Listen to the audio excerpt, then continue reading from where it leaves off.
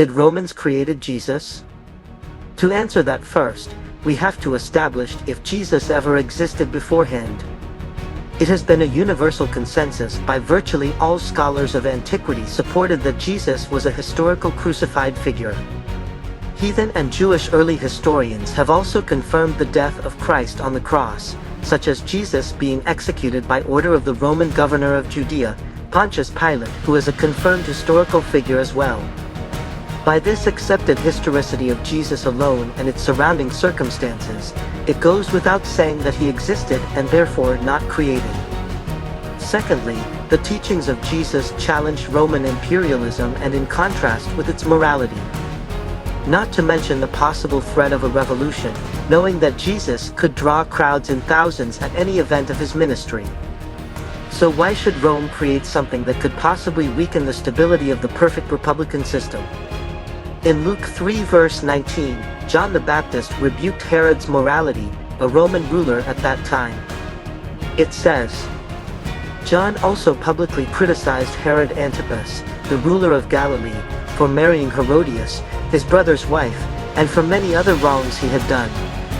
And in Matthew 5 verses 29 to 30, Christianity will be an obstacle to Caesar's tyranny. It says, Peter and the other apostles replied, "We must obey God rather than human beings. The God of our ancestors raised Jesus from the dead, whom you killed by hanging him on a cross.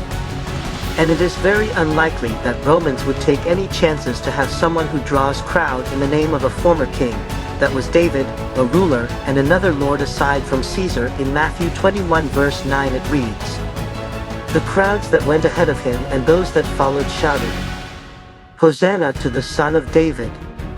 Blessed is he who comes in the name of the Lord.'" So the possibility of the Romans to create Jesus is absurd, if not ridiculous, and is next to zero. Lastly, a Pharisee, named Gamaliel, in a Jewish judicial and administrative system that opposes Jesus' message, put Jesus' movement to a test that if what Jesus is saying about himself is not true, it will certainly not last. But if it is true, you could not stop him. And indeed Jesus passed the test. His movement, his church, his kingdom prevailed to this day. In Acts 5 verses 38 to 39 it declares, "For if their purpose or activity is of human origin, it will fail.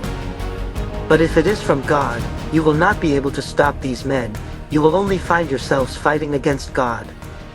To God always be the glory."